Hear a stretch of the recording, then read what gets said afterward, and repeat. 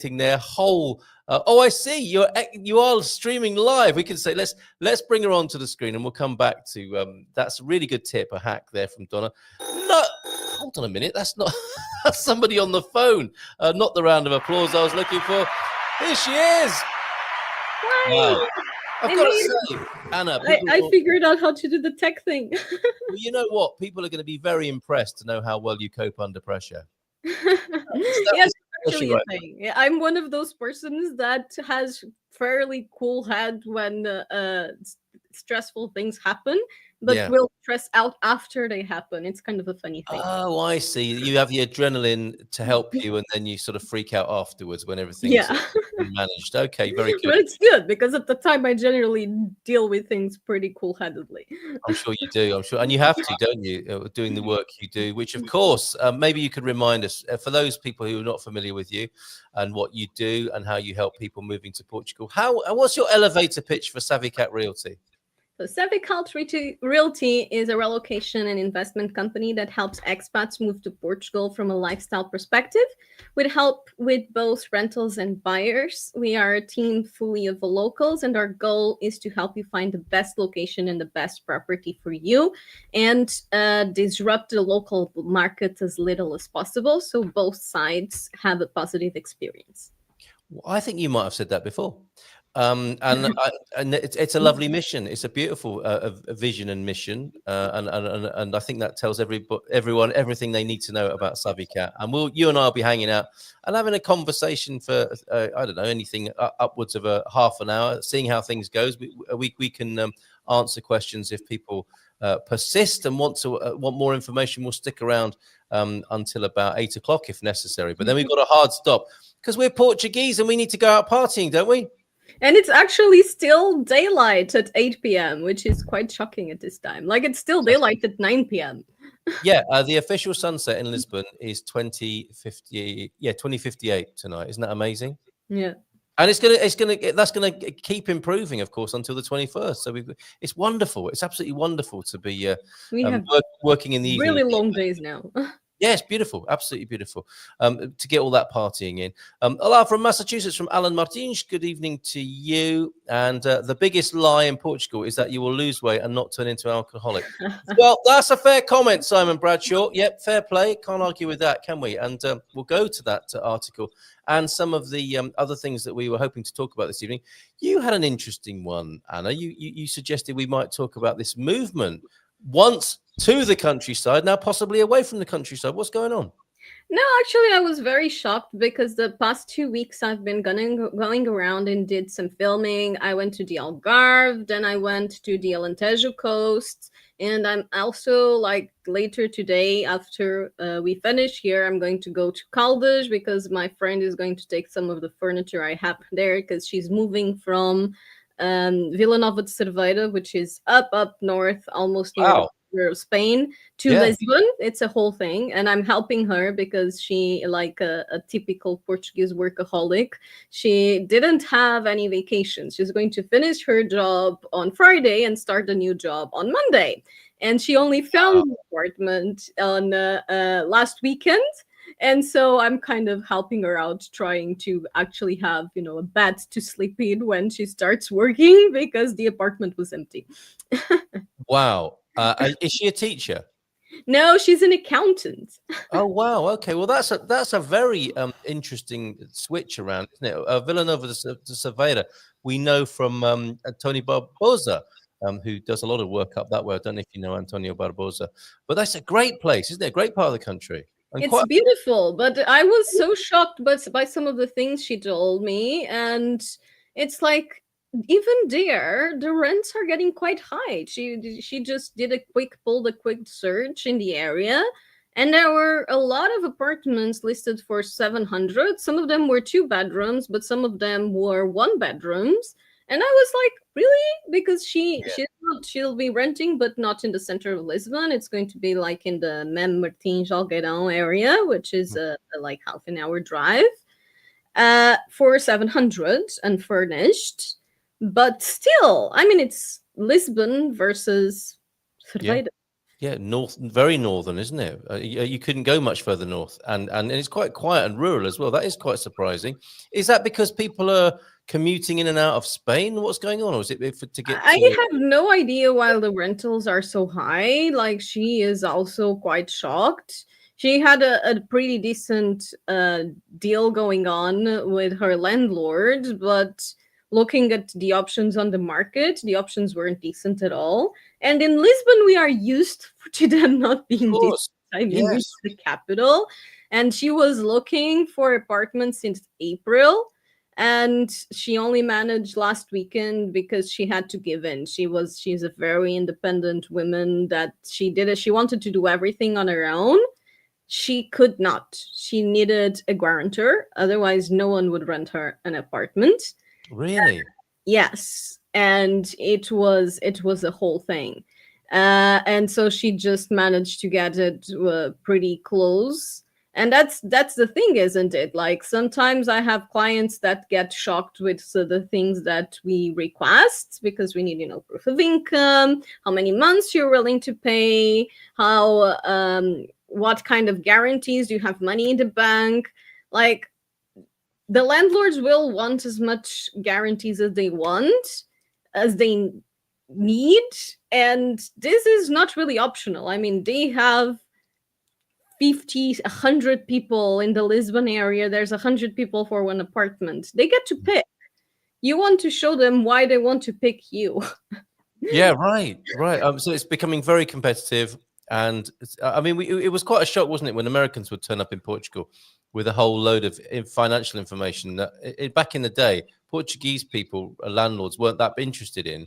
But things have become so competitive now. You do need a whole lot more information, it would appear. And it's of course because of the market is competitive, but it's also because there is very little protection for the landlords. Like, if Yes. you get a tenant that stops paying, it's very, very, very hard to deal with that.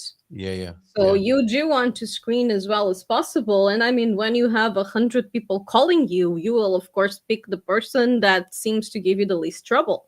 Yes. So this is pretty much standard anywhere, but it's worse when there is more demand than supply, and that's the case pretty much almost everywhere with rentals. Yep. It's particularly bad in Lisbon and Porto, but Lisbon still takes top marks. Right. Okay. On the league tables of difficulty in securing rentals. Wow. Okay. Thank you so much, Pedro. As Adventuras de Pedro do Peixe de Galas has become a Portugal club. Well, you will be a Portugal club member. I think you may be already, but you become a member and supporter here for us, Pedro. I think you've got access to the Portugal club. You let me know if you haven't, if that's difficult for you. As a member over here on YouTube, of course, we'll make that happen for you.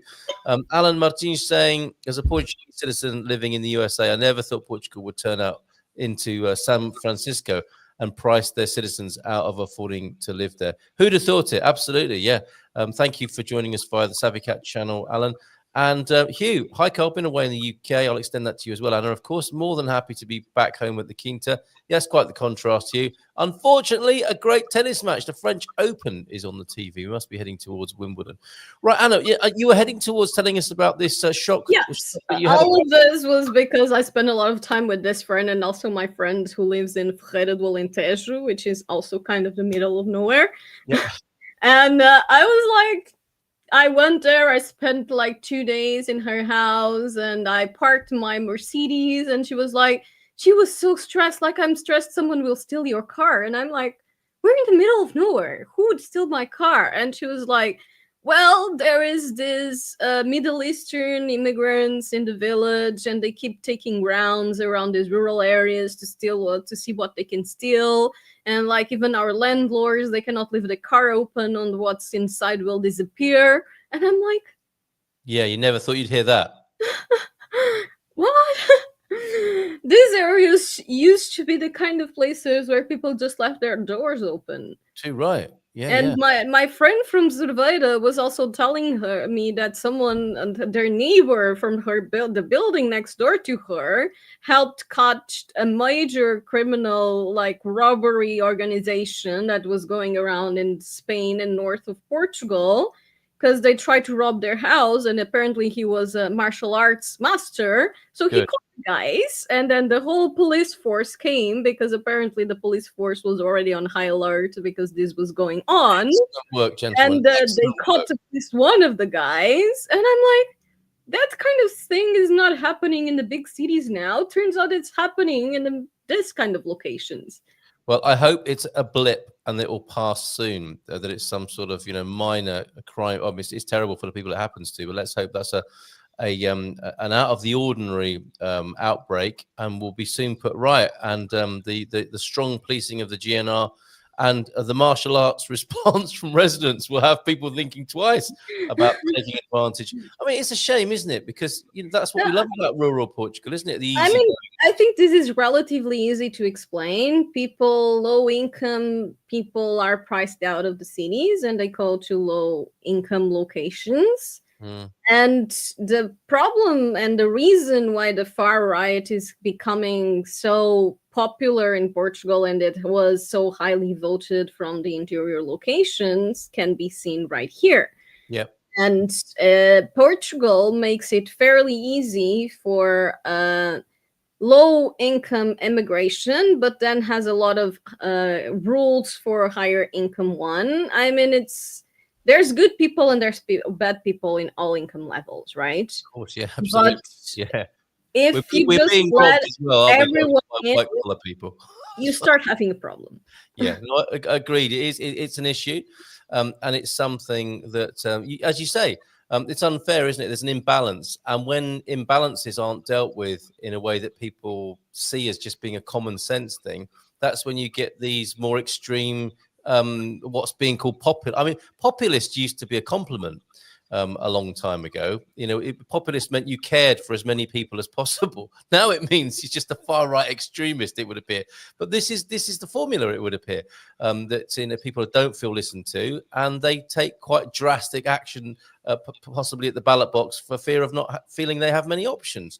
And Simon, I think agreeing with us here, such a shame this crime is happening and a worry for sure. Well, let's hope the new government lineup with Chega in the number 2 position relates, can figure it out together and send a strong message and keep Portugal the way it is. Because am I right in thinking, Anna, that this, the social fabric, the sense of security is very dear to Portuguese people, and yes. there's a kind of line, okay. And Portugal is still considered the 7th safest country in the world, and most of our crimes tend to be petty crimes and not violent ones, which is great. But we still don't like the petty crimes.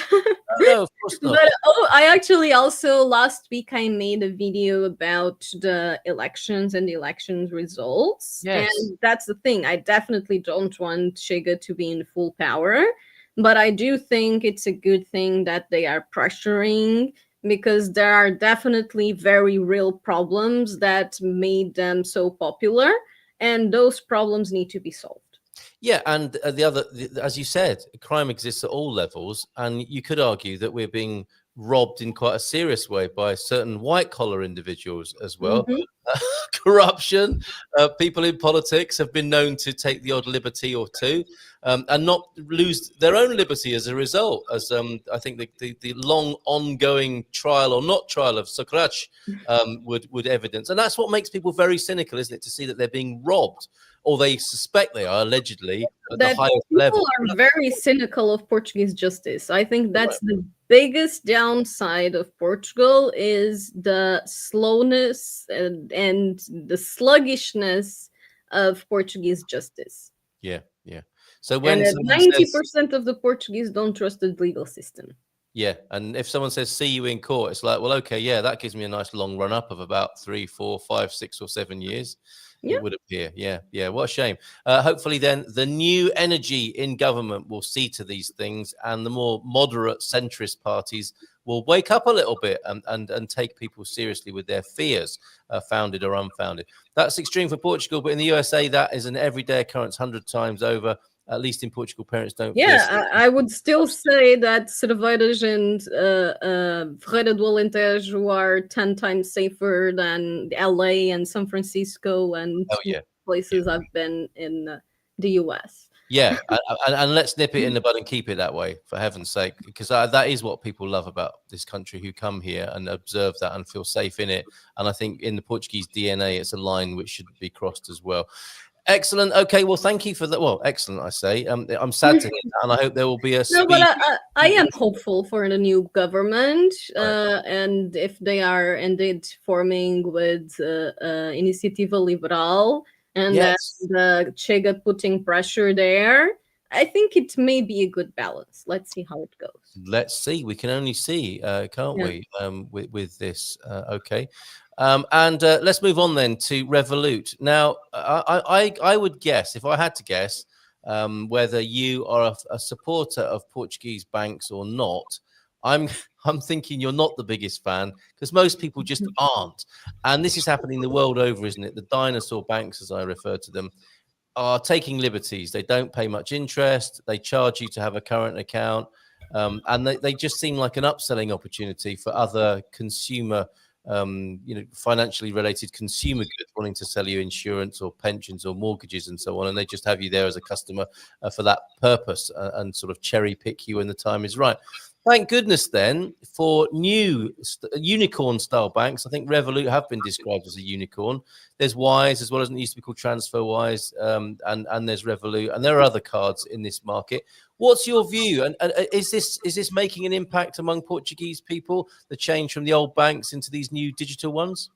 I think they are definitely gaining popularity. I personally use Revolut for international transactions and travel.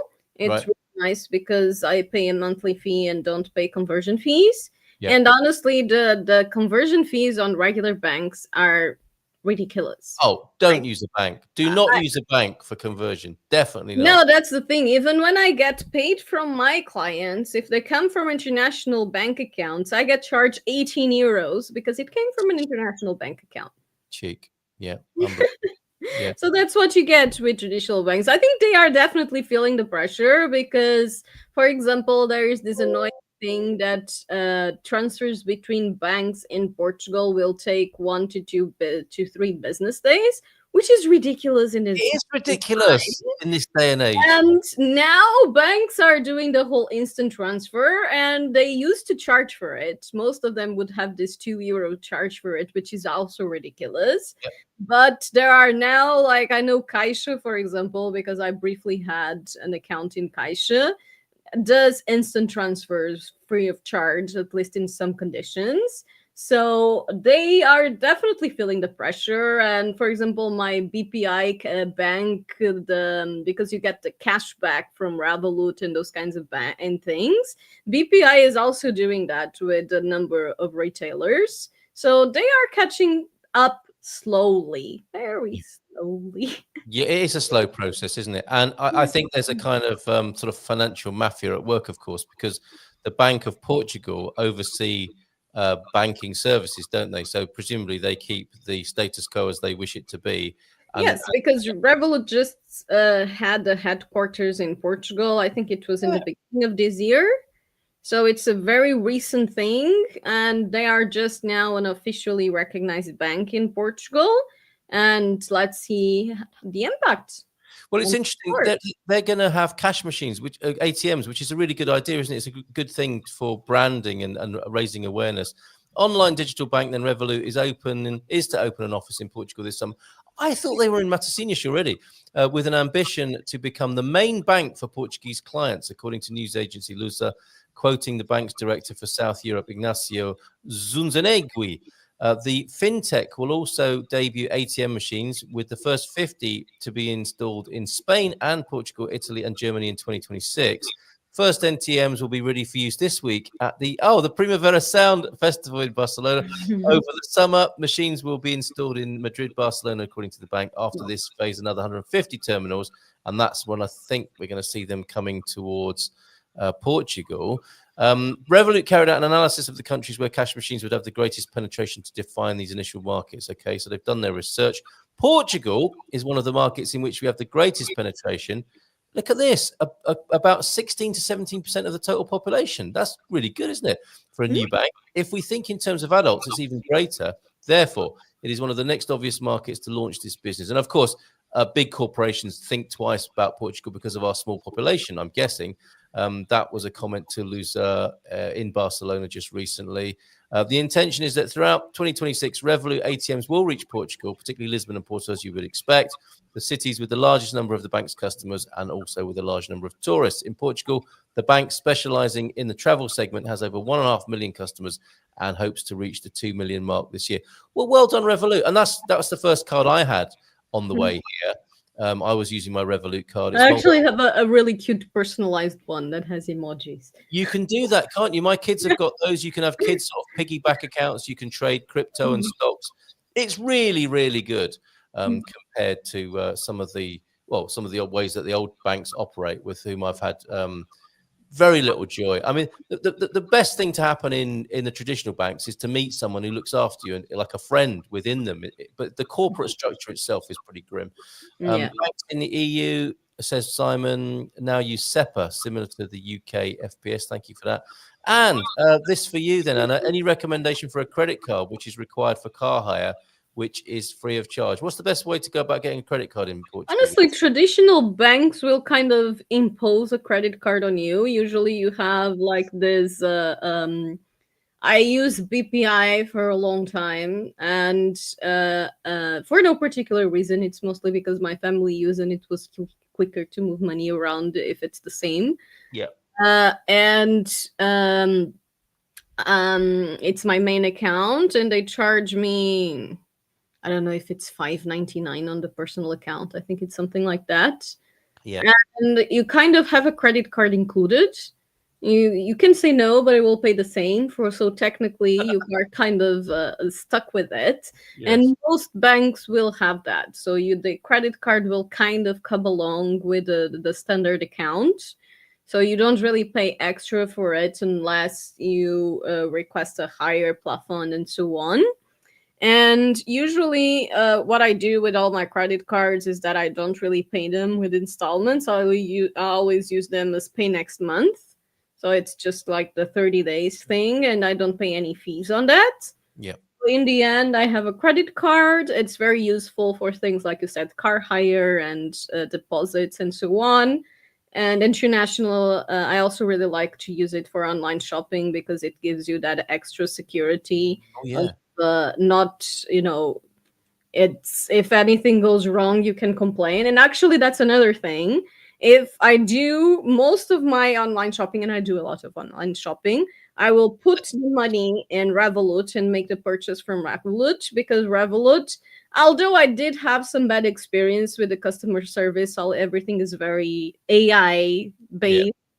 Yeah. They do get you your money back in a fairly effective way. It takes a while, but they do get it. And so I do most of my online shopping through there because I know if I'll have issues, Revolut will probably solve it, while with the traditional bank account, not so much. Very good. Okay, if you want a Revolut card, I've been a bit cheeky here, Anna. I don't think anyone's ever used this ever, but if somebody does want a Revolut card, that's the referral. I think I already referred so much people, and I wasn't smart like you, so... Oh, really? Okay. Well, no one's ever clicked the link before. It'd be interesting to see what happens if somebody does.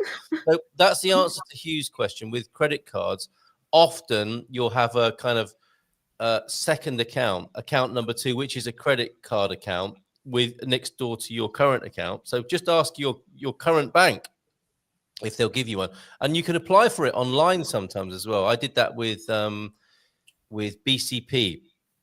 I made an online application, and like a basic. I think it's just basically a way of them lending you money, isn't it? It's like doing an online loan, €1,000 credit limit, and they sent the card out, and you can change that limit. And it's actually quite useful for foreigners, because you come here as a foreigner with no credit rating.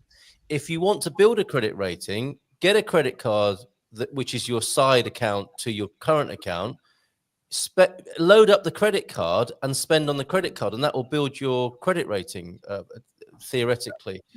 Here in our credit rating does not really work the same way that the Americans does, but of course, if you keep paying your credit card and don't have delays or issues, you will have kind of a green light on the banks, which is always positive.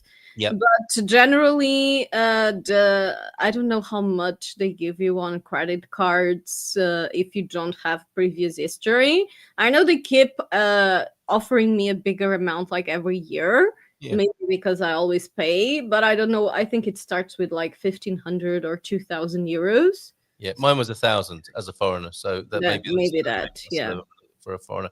There you go, Hugh. Hope that works. Alan, I'll be quite honest. One of the reasons why I'm hesitant to come back home, and I'm sorry to hear that, Alan. I mean, presumably that's a long-held ambition to come home. What takes and the time to open a bank account? Lord, what takes time? What takes and the time to open a bank account? It might be a typo there. Get a driver's license. So bureaucracy, you're finding a little Yes, frustrating. bureaucracy is frustrating, but Yes. you can, like, we are able to open the bank accounts online. We even have a separate service that you can hire for the NIF account, the NIF and bank account. And it does take a while, but you just need to send, all the documents over, and in like 3-4 weeks, you'll have things ready. Like, count like a month, and you'll have the documents over. For the driving license, it is a bit more of a pain because you need to go through. You probably went through that, did you, Carl? Yeah, I did. Yeah, to the IMT. Yeah. Yeah, and it probably took a while. Most of my clients said that takes a Didn't. It took a long time to find the right office.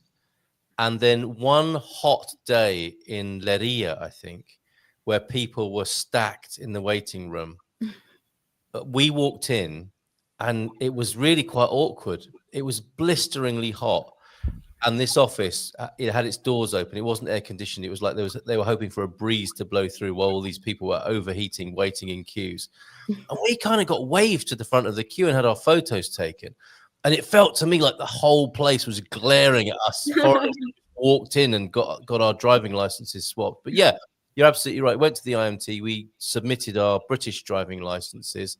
And before that, we'd had to do the psychological test, which sounds a lot more onerous and challenging than it actually is. The doctor logged. If you go to a private doctor of some or a service where a doctor does that for you online, they input that into the IMT system. You surrender your country of origin license, and then they'll give you a cover note, and then they'll send you a Portuguese license eventually. Now, the agreements eventually. have changed. The agreements have changed, however, with whether you need to do that or not. So look into that. And the ACP are a good place to go to ask for that sort of information. For sure. But Alan, I'm sorry to hear that, and I'm sure Anna can help you with some of those processes on a power of attorney or in a formal way. Isn't that right, Anna? Like I said, NIF number and bank account, we do include them in our services. Okay. The driving license, well, sometimes we do go with the clients to the offices if needed, but they do need to make or help them explain them where the submission is, but it kind of has to be done in their name, and it generally kind of has to be done while you're in Portugal because you Yes. will need to go there. Yeah. It's great to see Mike here. Mike and Karen, waiting for my driver's license. Karen received hers after 1 month after her IMT appointment. If you don't know who Mike is, this is him. Bom dia, Portugal! Let it be known across Miranda de Corvo. Thanks, Mike. Good to see you. Hope to see you in the Bay again sometime soon. We'll go for that stroll that we talked about. Right. Thank you, everybody, for your questions as well and comments. Simon, on car hire in Portugal, they don't accept debit cards or cash. Found out last year. For some of the deposits, I think you can use cash. I use a great combo of a company called Zest and a local firm. Zest are like the aggregator website. So they usually accept debit cards, but probably they want a Portuguese one. They may not accept international debit cards. yeah, and they want to take a credit card so they can charge you if something, because it's different, isn't it? If you put a credit card on hold, It's actually much better for you because it technically doesn't get taken out unless you do something and it gets taken out. Yes, yes. Generally, when it's the credit card, it's just put on hold and then released once they verify everything is fine. While if you do it with a debit card, it will be charged and then returned, and it may take quite a while for it to be returned. Well said. Okay, and the thing about credit cards, of course, is have a lot of capacity. If the car company do decide to charge you, you're not going to be able to spend that money elsewhere. So be careful. Have options. Have your Revolut card as well, or 2 credit cards, one with a low amount on, so the credit card company can't, the car hire company, rental company can't go mad on that. I would recommend Rent Auto, brilliant Portuguese firm, and you can find them via Zest. They cannot charge more than the hold amount. Okay, great. Good to know. And thanks for the info there, Simon. Yeah, Zest and Rent Auto. Drop me a message if you want the connection with Zest there, Simon. Oh, and don't get me going on Portuguese Airlines, Anna. Changing dates and times. There's a new LA flight, isn't there, into Lisbon? My flight has been changed now 3 times. No way would any USA carrier get away with that. But yes, I'm coming back home. We love TAP here, don't we, Anna? I'm actually surprised because I heard so many people in the US complaining about flights being changed and canceled, and so on and so forth. It seems like such a common thing there. I thankfully never had the flight rescheduled. Maybe I was just lucky, but I cannot say the best things about TAP. I mean, TAP is not terrible, but it's not amazing either. And they kind of had the monopoly, or until recently, they had the monopoly on the Brazil-Portugal flights. And I need to go to Brazil every year. And honestly, that's I kind of want a better airline for such long flight. Okay, if anyone's got any recommendations. I mean, it's okay if you go on first class, but I'm too cheap to pay for first class. Get us in the GoFundMe. Right, we've got Alan's keeping us busy tonight. I think that's why is Portugal so complicated. It's traditional, isn't it? It's a very paper-based, bureaucratic country. That's actually what the first reason on that article about the 3 things that people will be aware of when coming to Portugal. It's like things take time, and that's always the first thing I warn all of my clients. Everything takes time here. Yes, it's the whole, relaxed, low stress, but it's only low stress if you are not used to efficient things. And if you're not waiting used to efficient things, it will be stressful to wait. Absolutely. And I've had some of that this week. I was given a car. The second one I've been given in this country. You're given cars.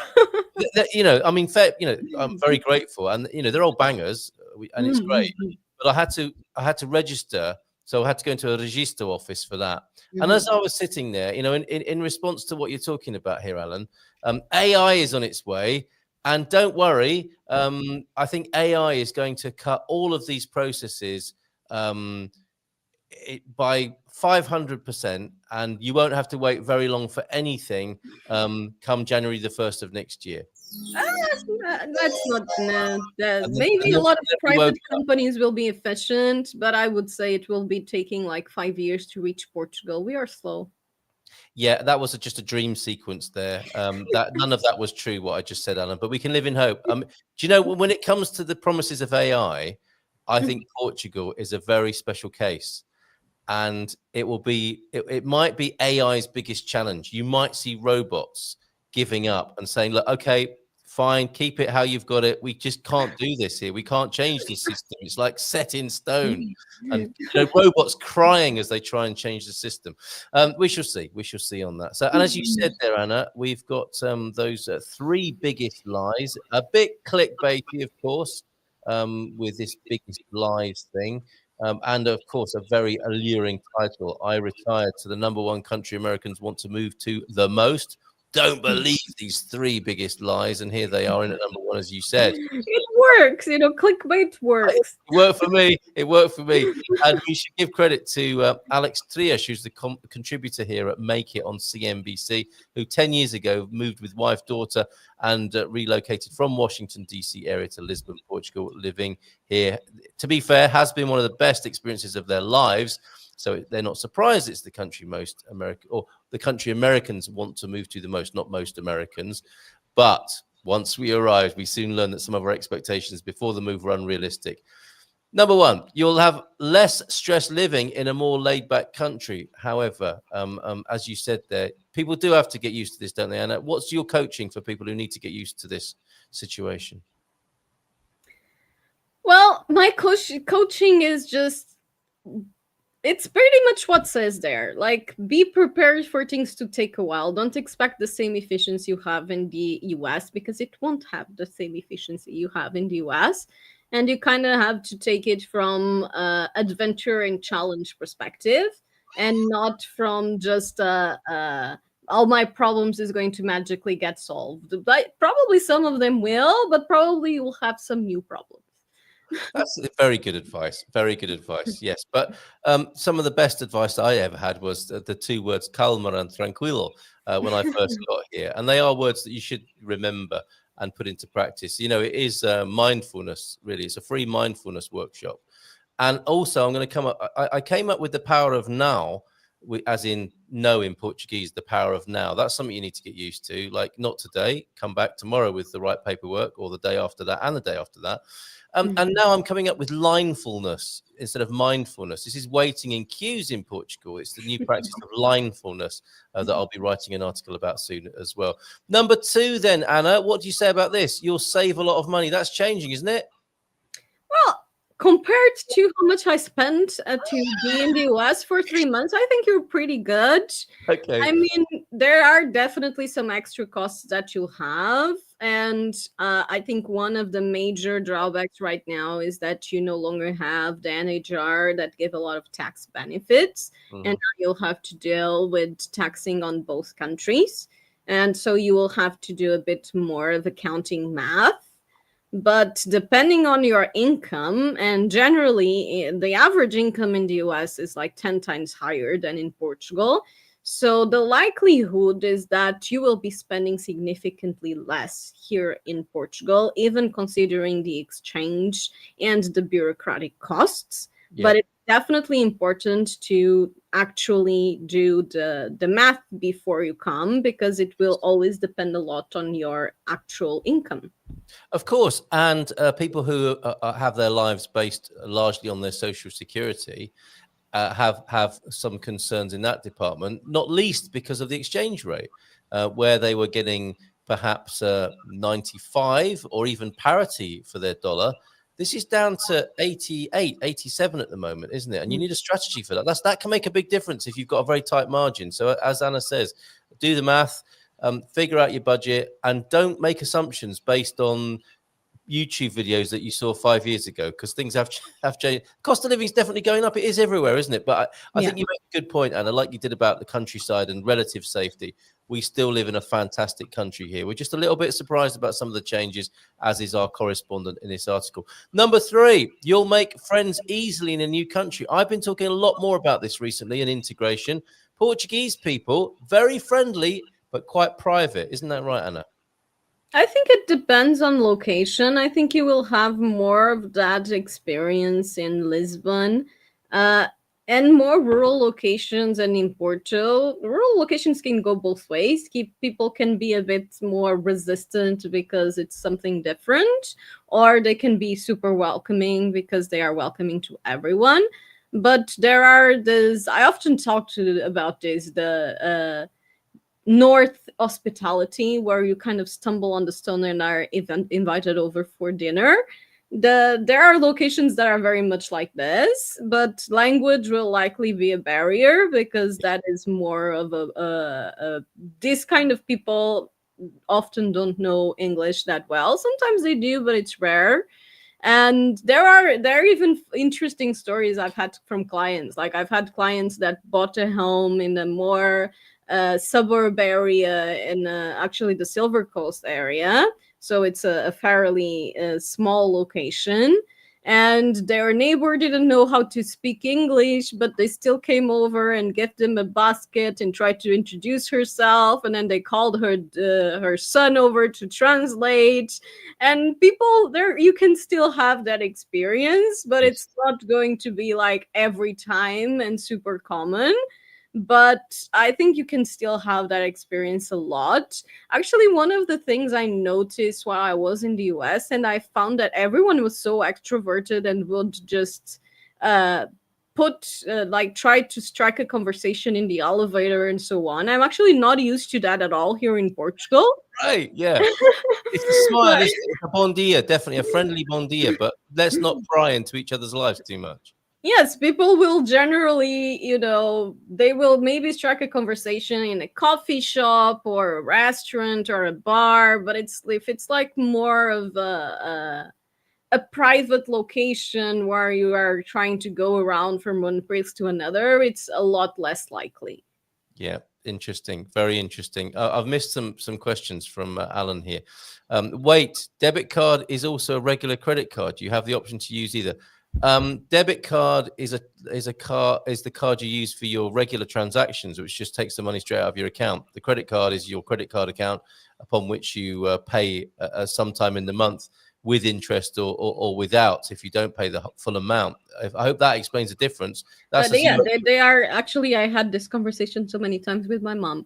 So basically, the debit cards, it gets charged immediately to your account, your current balance, while the credit card has the limit. So let's say 1,000, 2,000, whatever it is. And it usually has, the closing date. I think mine's are close. It's generally like at the mid of the month, like 16th to each month. And then you can choose how you pay on your credit card. It can be the next month, which is what most people have, so they don't pay fees. Or you can divide it in installments. So what you spent between 15th of June and 15th of July, you can pay it in like 3 or 6 installments. But if you do that, you will pay a tax, a fee. Yeah, fee. So, okay. And if you just do the 30 days, so it gets charged the next month, then you don't pay a fee, but it gets charged from your regular account the next month. The thing that can be confusing is that often you can use your credit card as debit. Like the traditional banks, often when you use the credit card, they will give you the option to use either from credit or from debit. Right. Okay, there you go. Alan, that makes it clear up.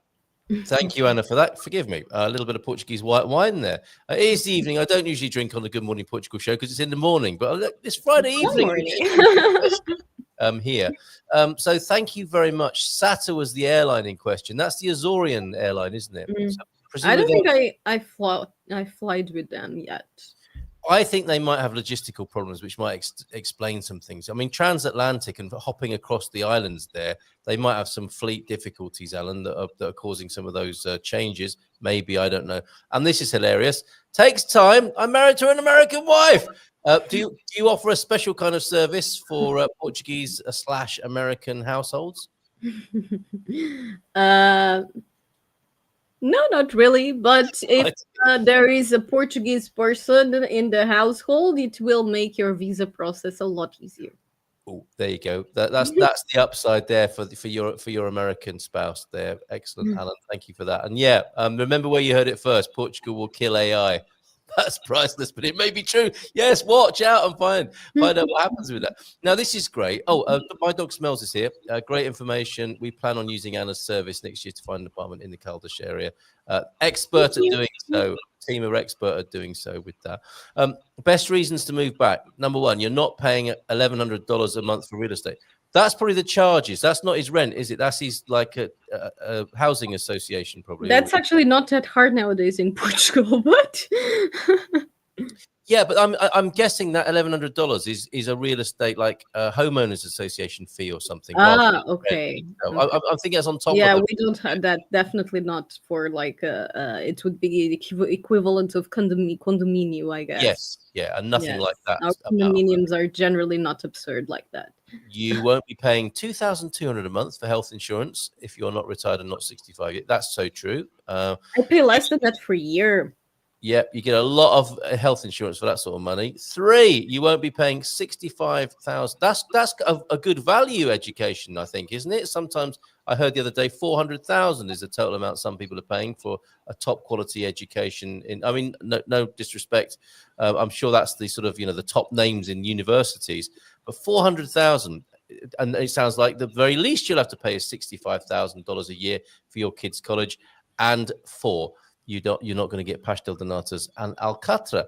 Now, which alcatra is that? Not Alcantara in Lisbon, but somewhere else by the sound of it. Let us know where that is. It's also a cut of beef, isn't it, the alcatra? Let us know what that is, Alan. And finally, then, shall we move on to the busiest beach here in Portugal? One of the busiest in the world. Did you guess this right, Anna, when you saw that question? Actually, I didn't, because I didn't have the time to open that article, so it will be a surprise for me. What's your guess? What's your guess for Portugal's busiest beach? One of the busiest in the world? Probably somewhere in the Algarve, maybe like either the Lagos or the Albufeira one, I'm guessing. Very good. Pretty close. It's the Falésia beach. And this is from the Portugal. Is that Carvoeiro? No. I don't think it is that beautiful Carvoeiro beach. Praia de Falésia in the Algarve. So you're absolutely right about that. And I'm actually trying to find the actual location. I think it's near Albufeira. I'm going to ask Google. Yes, we will. We'll look that up. Praia de Falésia is often highlighted for its size and photogenic landscapes. However, the growing popularity of this Portuguese, a victim of its own success here, Portuguese beach has resulted in a high rate of complaints about overcrowding. It's the Vila Moura one. Okay, Vila Moura, well done. And I'm tempted to read the comments because they're hilarious in the Portugal news. Sometimes get some very cross people letting off steam over there. But that's a very quick quiz. That's the busiest beach. Basically, avoid it in the summer. Go there in the winter, and you'll have the most amazing time because it is beautiful.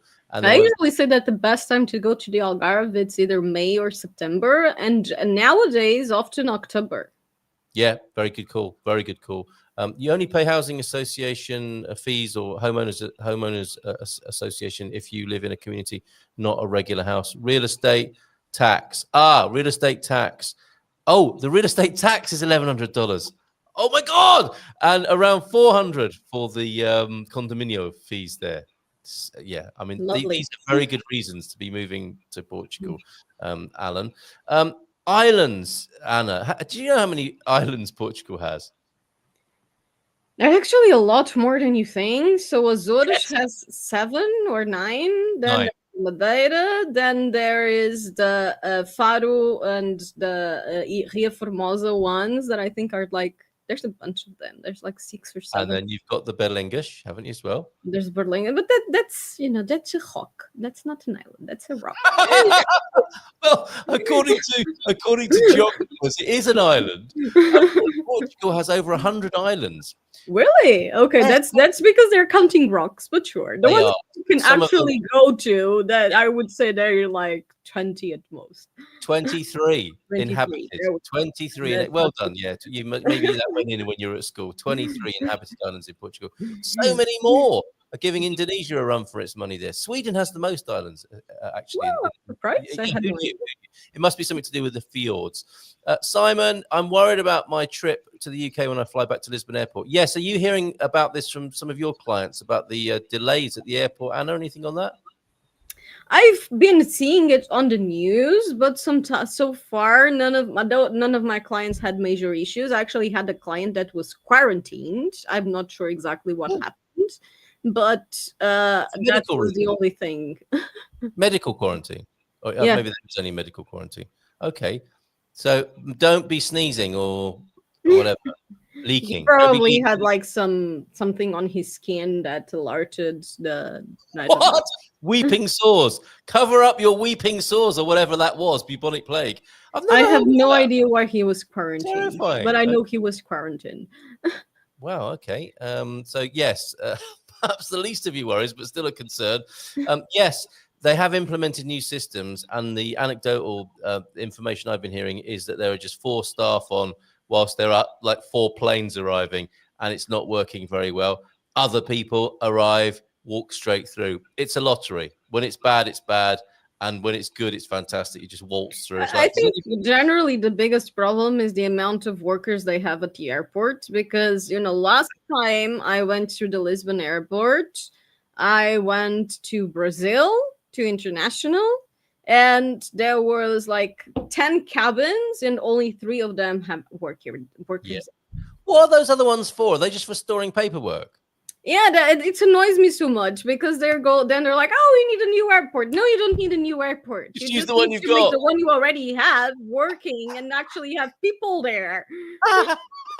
Very good. Okay, coming up to 8 o'clock. It's a bon fin semana from us, but last word to you, Anna, of Savvy Cat Realty. Find out about Anna and her services and her team at savvycatrealty.com. Last word to you. Thank you for being here. Thank you. Go on, go ahead. We need a last pearl of wisdom. Oh, from you need the last word. Yeah. So yeah, definitely like for the summertime, there's a thing like summertime in the Algarve is the most popular touristic region in Portugal, and the same thing for Porto and Lisbon. So I understand that a lot of people can only travel in the summertime because of their kids and so on, and that's also why it gets so crowded. Yep. But if you do have the chance and the opportunity, you probably will have a much more pleasant time if you travel around springtime, like I said, like May, even April, March. June is generally still okay, but it's already getting a bit crowded.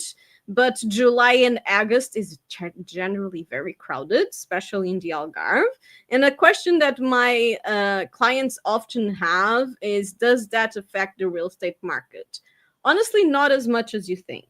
Right. It affects a bit more in the Algarve because you actually have more buyers because there's a huge market for vacation houses. Yep. But it's not about the amount of property that goes in. You actually don't have a huge difference between the amount of property and the market between seasons.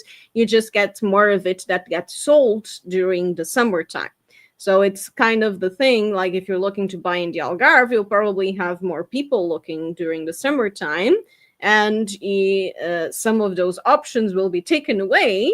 But then again, during the winter time, you probably will have a bit more wiggle room for negotiation because there's less people on the market. But in average, one of the huge differences between America and Portugal is once again time.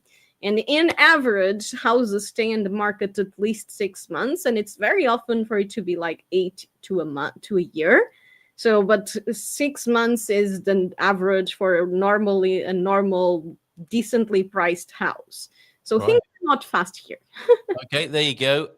Thank you from My Dog Smells to you. Anna is awesome from Tanya Giggle. That's a great name. Enjoy your festa, says Donna. Have a good evening. It's still afternoon here in Florida. And yes, I meant to say Facebook Marketplace is a great hack if you're selling your stuff in the States. And people are actually making quite a lot of money liquidating all the old stuff they've been saving for the last few decades. Thank you guys for your time. Be safe and keep living the good life. Thank you, Alan. We will. And thank you for your little tidbit hack here. It's been taking years, you've heard. If you apply for your USA-born child in Portugal, applied for my daughter's citizenship here at my Portuguese embassy, only took 6 months. That is really good information. Thank you for that, Anna, and thank you for your company, as well as everybody's evening this evening. And thank you, Peda, for your member support as well. Anna, bon fin semana to you. Yeah, we'll see you next month, won't we? This seemed to work for you in the evening. Should we do this again? Yes, I like evenings. Please don't make me go up at 8 a.m. again. All right, I won't. Ciao. Thank you very much. Bye for now. In Portugal, there's a YouTube show.